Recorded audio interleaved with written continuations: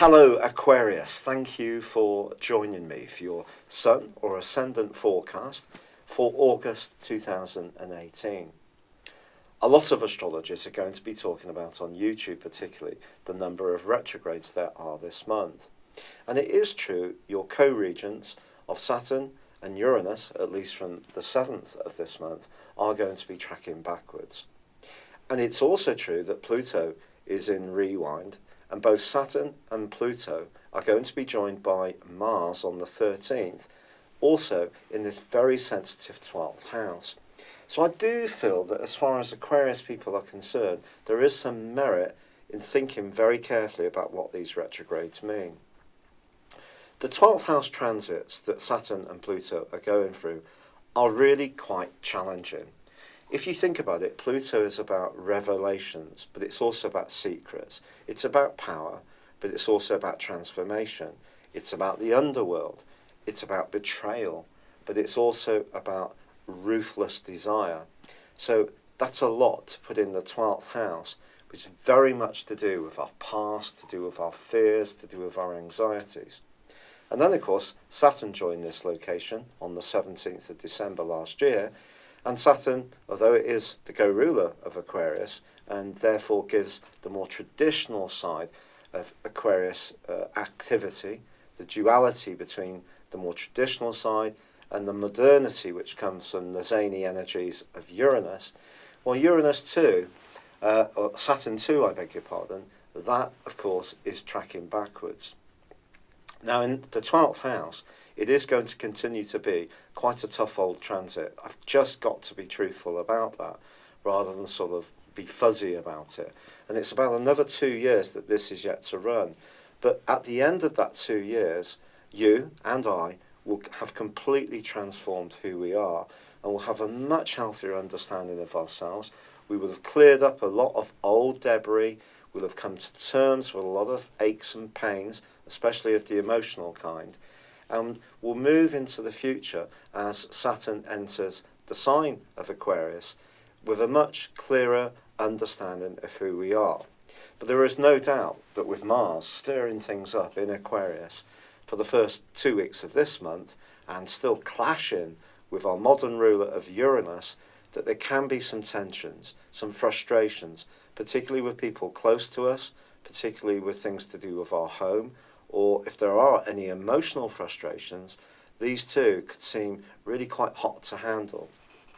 Now, if you've been tuning in, you all know that I've been suffering with rheumatoid arthritis, and this did come on not quite in the middle of May, but it certainly was manifesting itself around about from March, and this is an aspect which really speaks out to the condition I'm suffering, because 4th house is about structure and foundations in my body. 1st house is about the body itself and about overheating in some ways. So I kind of live in testimony that that's a pretty tough right angle, and it has been going on since about the 2nd week of May on the basis of a 3-degree orb between the exact square.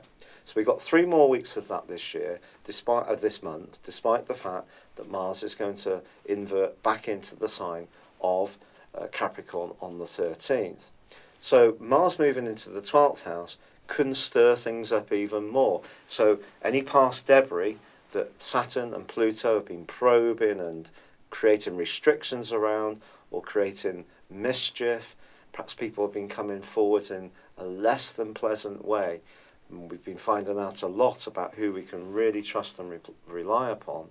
Well, Mars moving into the 12th house can see things that we've been considering in a more reflective way become much more explosive, with energies being quite choppy in terms of emotions. So just be conscious of this stuff. This is the real astrology.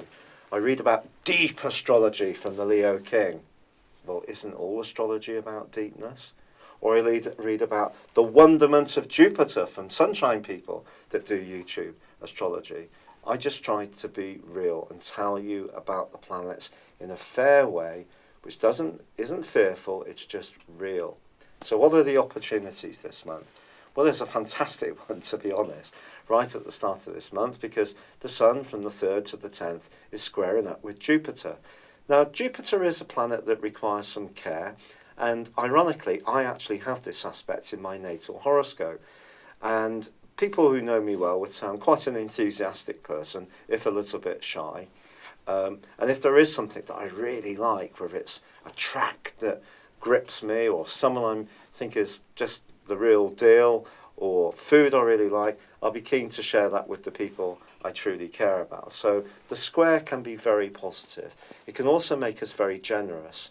So the Sun is in the 7th house, which is about relationships, and Jupiter is in the 10th house on the solar horoscope for Aquarius, which is all about work. And it's about the people we interact with in our worldly interactions. So there's an opportunity between the 3rd and the 10th to meet someone and make a fantastic impression. Just don't try too hard. Don't overgild the lily. Don't say something or pledge something that you can't follow up with a firm action. And you can really turn this to your benefit. Now, of course, on the 7th, although Uranus goes into a retrograde, could make you think a bit more about some of the freedom you've needed. 1 minute being close, 1 minute being a bit more up close to the people we care about. I do feel it's Venus's move that day into the sign of Libra on the triplicity of air, which is wonderful. If you're born right at the start of Aquarius like I am, that's going to be a delightful few days for having fun and just being with the people that we really like to hang out with. But Venus moving through this location is also about travel. It's also about opening our minds. And it's also about being open to people from very different backgrounds and cultures to us. Now, if you're a very Uranian Aquarius, who's very much attuned to people who are different, then this may be an echo of how you are anyway. If you're a much more Saturnian Aquarius, then it can be a call to action to try to put some of your more traditional way of thinking and being to one side. Be a bit less fixed, obviously the quality of Aquarius, and be a bit more flexible, go with the flow, and just see what happens when it comes to invitations to socialise, be with different people, especially if you're single, just see where it might lead. Now, the 11th is obviously the big day of the month because we have a partial solar eclipse in Leo. So this is really exciting. An opportunity to bounce back from some of the challenges of the total lunar eclipse in Aquarius, which is actually happening today as I record this, because I am late doing these, which I apologise for due to my health issues that I've had recently.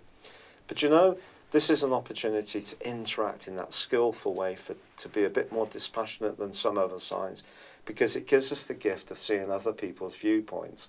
But this is partial solar eclipse is also asking you to embrace your viewpoint. And if you've got skills, qualities, alluring energies, having the confidence to go out and interact with others. Now, of course, you'll be thinking, Patrick, you haven't mentioned Mercury yet. And it's true, Mercury is tracking backwards, and we all know that Mercury retrograde can be a right pain, but it can also provide opportunities. I really believe this. So although there may be some cross wires this month through to the 17th, before Mercury goes direct on the 18th, there also can be something that can be unravelled, a puzzle can be solved around a relationship that has got some benefits to it, but for some reason or another, there's been some confusion, people haven't quite understood where one another are coming from, so work at it is really the encouragement here. But Mercury retrograde, it is possible that if you go to an interview, someone could misunderstand where you're coming from, or you start chatting someone up in a bar, they may feel that you're trying a bit too hard when you're actually being ultra laid back, and in fact may not even be sure if you're that interested. Those kind of glitches obviously can happen. So if you're trying to arrange anything that's pretty formal, just ensure that you check out with the other person, send them an email and say, are you good to meet on a particular day at so-and-so time, so that they know that that was what was agreed, and that way you can mitigate and limit the more onerous implications of Mercury's retrograde. Now, on the 18th, Mercury goes forwards, but it doesn't emerge from shadow until the 2nd of September. So a bit of realism. Yes, things can really sort themselves out to a larger degree, but perhaps around a very important relationship. It may take a little longer. And perhaps you're going to need the benefits and the influence of the Sun, which moves on the 23rd into the deep psychological 8th house of your situation. And because it's in the sign of Virgo, details and precision and really looking at things, at the minutiae of things, is actually going to be very helpful. Now, there is a full moon on the 26th, which suggests that anything to do with finances may need some care, balancing your incomes and outgoings in terms of everyday costs against your longer term planning. But the full moon does intersect the great link between Uranus and also Saturn that I told you about earlier. So I think this full moon can be largely quite helpful as long as you're working at your resources and conscious of what they are. So in the case of Aquarius, I've got to be honest, some of the people that are going to be talking a lot about these retrogrades may well have a point. It's not necessarily going to be an easy second half of the month, but it just depends on how hard you've been working on yourself. Remember, Pluto's been in the 12th house since 2008, and if you've really been working hard on your personal development, your spiritual development, the enlightenment of who you are, this won't be such a challenging month at all. It could be that your insights, your psychological understanding of others, and let's be honest about it, Aquarius people are usually brilliant at being armchair psychologists. This will help you to anticipate problems, understand where people are coming from, not take things personally, not create dramas in your mind. It really could be very helpful to you. But Mars moving back into the area, into the 12th house, can just bring a bit more sensitivity to the more forceful dynamism of Mars. So that is one that I do feel is going to need a bit of care. It's been a real pleasure being with you. I do sincerely apologise for being so late. I will try to do better next month as the medication and all the good stuff that I'm taking kicks in. I'm very grateful for any suggestions you may have made.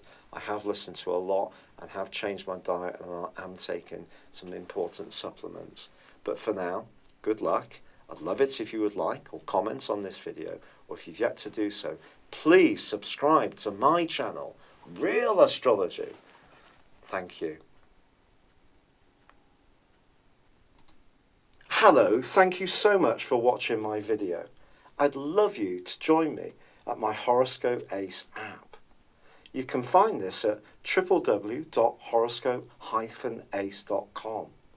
You can use it through Android, iOS, Apple or Facebook. Check out your ascendant or your moon sign or download your free birth chart. There's all your favourite videos, plus there are daily, weekly, monthly and yearly horoscopes for general, love, Chinese and Indian astrology. If your passion is tarot, there's my brilliant 3-card money or love tarot readings too. And it's all there at www.horoscope-ace.com. Thank you.